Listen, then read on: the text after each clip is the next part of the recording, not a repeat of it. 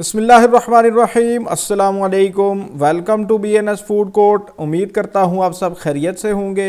अल्लाह आपको अपनी रहमतों के साए में रखे। आज मैं आपके लिए चिकन शामी कबाब की रेसिपी लेकर आया हूँ।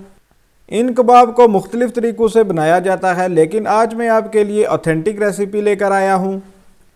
इन रेशेदार कबाब्स की वीडियो को एंड तक ज़रूर देखिएगा। चैनल को कर लीजिए सब्सक्राइब। तो चलिए स्टार्ट करते हैं। बिस्मिल्लाहिर्रहमानिर्रहीम।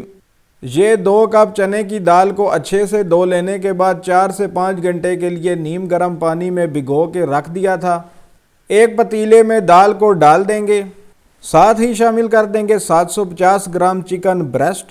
इनको मैंने साबुत ही रखा है क्योंकि इससे रेशे बहुत अच्छे आते हैं। अब शामिल कर लेंगे 3 मीडियम साइज़ प्याज को बारीक करके शामिल नहीं किया, बस दरमियान से 2 हिस्से किए हैं। 8 से 10 जवे लहसुन, तकरीबन 1 इंच अदरक के 2 टुकड़े। अब शामिल करेंगे 3 अदद बड़ी इलायची, 3 से 4 अदद सब्ज़ इलायची, 10 से 12 लौंग, 18 से 20 साबुत लाल मिर्च, हाफ टी स्पून काली मिर्च, 2 टुकड़े दारचीनी जिनको तोड़ के छोटा कर लिया था। अब शामिल करेंगे 2 टेबलस्पून खुश्क धनिया, 1 टेबलस्पून ज़ीरा, 1 टेबलस्पून लाल मिर्च, 1 टीस्पून हल्दी। अब हम इसमें पानी शामिल कर देंगे। इस गिलास को मैंने यूज़ किया है, इस गिलास के 5 गिलास पानी हम इसमें शामिल करेंगे। अगर आप कुकर में इसको गलाना चाहते हैं तो आप 2.5 गिलास पानी शामिल करें। अब मीडियम लो फ्लेम पर इसको पकने देंगे ताकि दाल और चिकन फुली गल जाए। ये बॉयल होना शुरू हो गया है। अब हम इसमें शामिल करेंगे हाफ टेबल स्पून नमक। 2 से 3 घंटे मीडियम लो फ्लेम पर इसको पकने देंगे और साथ साथ आपने हिलाते भी रहना है। 3 घंटे के बाद ये मुकम्मल गल चुका है और एक्स्ट्रा पानी भी मैंने सुखा लिया है। इसमें से चिकन की हड्डियां और जो मसाले हमने शामिल किए थे वो निकाल देंगे क्योंकि मसालों का सारा जायका अंदर तक जज्ब हो चुका है।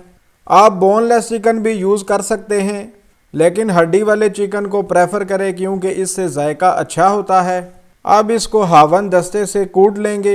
आप चॉपर का भी इस्तेमाल कर सकते हैं, लेकिन ज़्यादा अच्छा यही है कि आप इसी तरीके को इस्तेमाल करें क्योंकि इस मेथड से चिकन के रेशे थोड़े बड़े बड़े रहेंगे। देखिए अल्हम्दुलिल्लाह ये अच्छे से मैश हो चुके हैं। अब इसमें शामिल कर लेंगे 1 गट्ठी बारीक कटा हुआ हरा धनिया, 2 गट्ठी बारीक कटा हुआ पुदीना। अब इसको अच्छे से मिक्स कर लेंगे। इस पॉइंट पर बाज़ लोग अंडे भी शामिल करते हैं, लेकिन मैं नहीं करूँगा क्योंकि मैं अंडा बाद में यूज़ करूँगा। ये अच्छे से मिक्स हो चुके हैं। अब हम इनको शेप दे देंगे।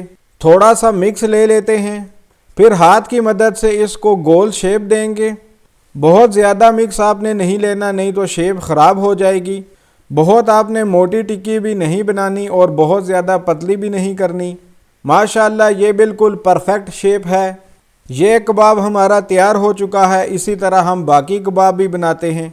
इसी तरह थोड़ा सा मिक्स ले लेंगे और हाथ की मदद से उसको राउंड शेप दे देंगे। साइज़ तो आप अपने हिसाब से भी रख सकते हैं, लेकिन आपने बहुत ज़्यादा बड़ी नहीं बनानी। एक तो वो अच्छे से फ्राई नहीं होगी और दूसरा देखने में भी खूबसूरत नहीं लगेगी।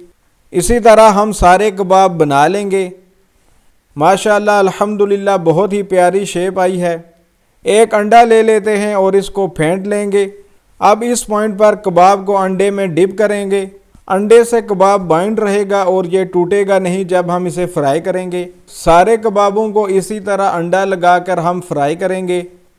अगर आप कबाब बनाते साथ ही फ्राई करना चाहते हैं तो 30 मिनट्स के लिए रेस्ट दे दें ताकि ये अच्छे से सेट हो जाएं।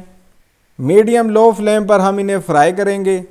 जब एक तरफ से फ्राई हो जाएं तो साइड चेंज कर लेंगे। इस बात का ज़रूरी ख्याल रखना है कि ये जले ना। माशाल्लाह फ्राई हो चुके हैं, प्यारा सा ब्राउन कलर आ गया है। अब हम इनको निकाल लेते हैं। इनको पेपर टॉवल पर निकाल लेंगे और इसी तरह बाकी कबाब भी फ्राई कर लेंगे। अब कबाब्स को हम डिश आउट कर लेते हैं। अल्हम्दुलिल्लाह डिश आउट हमने कर लिए हैं और केचप के साथ सर्व किए हैं। आप इसे पुदीने की चटनी के साथ भी सर्व कर सकते हैं, लेकिन केचप के साथ इसका मज़ा डबल हो जाता है। माशाल्लाह साइज़, शेप और कलर बिल्कुल परफेक्ट है। यहाँ एक बहुत ज़रूरी बात कि आप इन कबाब्स को प्रिपेयर करके स्टोर भी कर सकते हैं।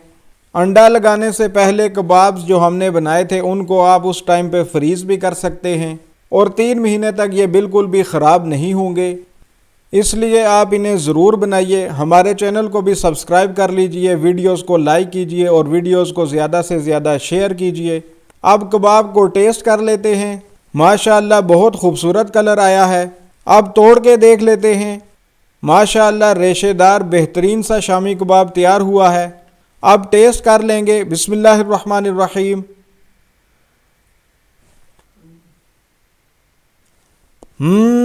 بہت ہی مزیدار ہیں، بہت ہی لاجواب ہیں۔